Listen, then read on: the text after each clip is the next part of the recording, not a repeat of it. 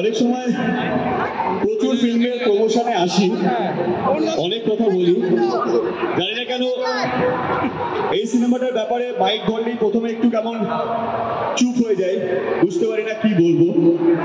তার কারণ আমার কাছে এই সিনেমাটা জাস্ট অ্যানাদার ফিল্ম নয় আমার লাইফে। তার কারণ প্রযোজক হিসেবে, অ্যাজ আ প্রডিউসার হিসেবে এটা আমার প্রথম ছবি। আর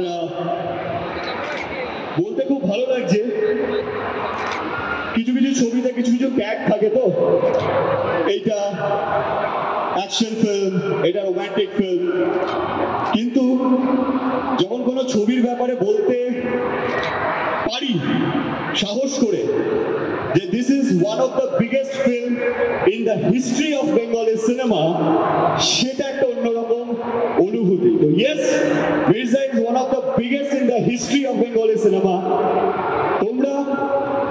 আমরা বাঙালি হয়ে জানি প্রচুর বাঙালি আছে, এবং আমিও বাঙালি। আমরা প্রচুর সাউথ ইন্ডিয়ান আর হিন্দি ছবিকে অনেক ভালোবাসা দিয়েছি, তারা ডিজার্ভ করে বলে দিয়েছি, এমনি এমনি নয়, দিয়েছে। এই ধরনের ছবি, মির্জা যে ধরনের ছবি, আমরা Bangla film industry due to budget, due to time, অনেক কিছুর কারণে অনেকটা পিছিয়ে ছিলাম, অনেক বছর ছিলাম, কেন এখনো আছি, ছিলাম বলবো না। কিন্তু মির্জা একটা বেবি স্টেপ বলতে পারো, যে আমি গর্ব করে বলতে পারি মির্জা আমি প্রডিউসার বলে নই, আমি সবার হয়ে বলছি, মির্জা এমন একটা ছবি যে কোনো 50-100 কোটি টাকার সাউথ ইন্ডিয়ান বা হিন্দি ছবিকে আরামসে টক্কর দিতে পারে। আরেকটা জিনিস আমি তোমায় বলবো, টিজারটা যখন দেখেছিলাম আর আমি মন থেকে এটা বিশ্বাস করি, এই ছবিটা প্রথম সপ্তাহে অন্তত 1 থেকে 2 কোটি টাকার রোজগার করা উচিত, কারণ তোমাদের গোটা টিমে মিউজিক থেকে অ্যাকশন করে প্রত্যেকটা টপ নচ হয়েছে। তো এই যে পুরো ব্যাপারটাকে ম্যানেজ করা এবং ঐন্দ্রিলার দিকে ডিজার্ভিং একজন অ্যাক্টর, এটাকে তুমি কীভাবে করবে? দেখো, এইটা আরেকটা জিনিস আমি বলতে চাই, যে কেউ চান্স পায় না সেটা নয়, কিন্তু চান্স হয়তো দেওয়া হয়, কিন্তু সেটাকে খুব সিরিয়াসলি এবং ডেডিকেটেডলি নেওয়া উচিত আমাদের প্রত্যেকটা শিল্পী, এবং সেটার উপর ওয়ার্ক করা উচিত আমার মনে হয়।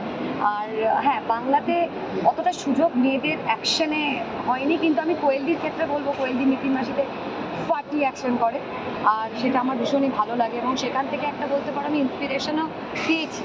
আমি চেষ্টা করেছি যতটুকুনি আমাকে দিয়ে এখানে অ্যাকশন করানো হয়েছে, সেটা যেন কোনোভাবে শুধু ওই দেখে বোঝা যায় একজন মেয়ে করছে, আর জামাতে পোশাকে যেন বোঝা যায় একজন মেয়ে, আদারওয়াইজ অ্যাকশন হয়ে যেন বোঝা না যায় একজন মেয়ে।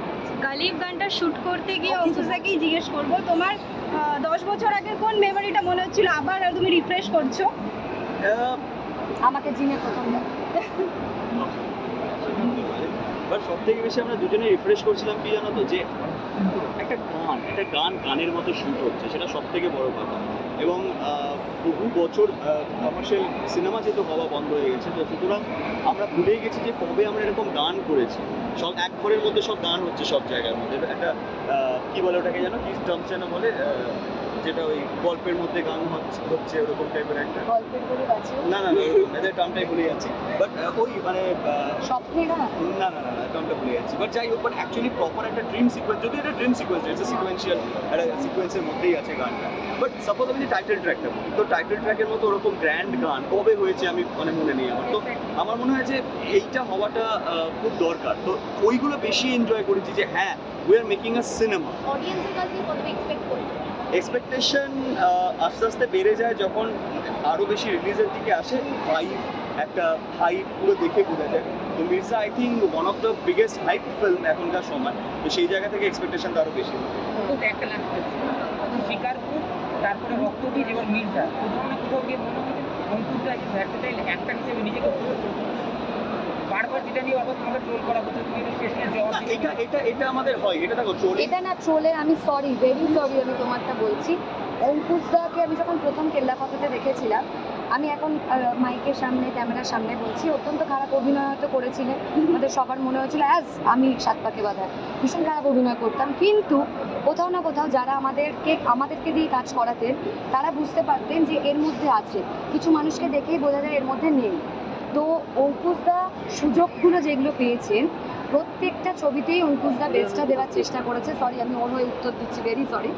কিন্তু কোথাও না কোথাও আমার মনে হয়েছে যারা আমাদের এখানকার টপ প্রডিউসার বা ডিরেক্টরের কথা আমি বলছি না, যারা একটা ছবি মার্কেটে করতে এসছে, অঙ্কুশ দা তার 1000% দিয়েছে, তারা তার 1%ও দেয়নি। সেখান থেকে যেহেতু অঙ্কুশ হাজরা নামটা খুব বড়, উনি চলে হয়ে গেছে। আমার এটা পার্সোনালি মনে হয়েছে, আমি বলেছি বাকিটা ঠিক না। না না দেখো, একটা আমাদের কমার্শিয়াল অ্যাক্টরদের একটা তকমা থাকে যেটা নাচতে পারে সব কিছু পারে, বাট অ্যাক্টর আমরা যাই করি না কেন, অ্যাক্টর মানে অনেক সেকশন অফ পিপল আছে যারা অ্যাক্টিংটা তখনই অভিনয় মনে করে যখন খুব গম্ভীর হয়ে কিছু একটা করলো বা চোখে জল এনে দিল। তাই জন্যই কমেডি অনেকটা অ্যাজ অ্যান অ্যাক্টিং হিসেবে পিছিয়ে। কমেডিটাকে না সেইভাবে কেউ রেসপেক্ট করে না, যে কমেডি একটা মানে সে অ্যাক্টর নয়, অ্যাক্টর সেই যে খুব সিরিয়াস গম্ভীর অভিনয় করবে এবং আমাদের মুগ্ধ করে দেবে, এটাই ধরা হয় অনেক সময়। তো আমরা যখন খুব লাড়ালাপ্পা টাইপের বা রমকম করি, তো তখন আমাদের সেভাবে অভিনয় তৎপরতা দেওয়া হয় না, বা সেটাতে কোনো আফসোস নেই, সেটা নয়। কিন্তু হ্যাঁ, আমি এমন এমন কাজও পেয়েছি যে মাস অ্যান্ড ক্লাস দুটোকে কেটার করার মতো এবং বিশ্বাস জাগানোর মতো অ্যাজ অ্যান অ্যাক্টর আমি সেই সুযোগটা পেয়েছি।